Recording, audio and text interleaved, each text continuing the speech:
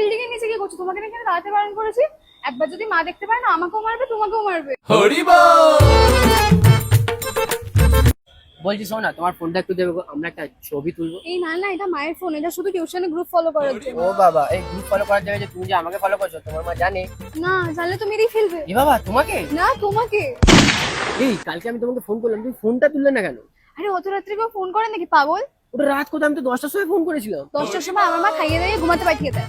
10টার সময় তুমি চা খেতে পারো, তুমি ঘুমিয়ে পড়ো? হ্যাঁ।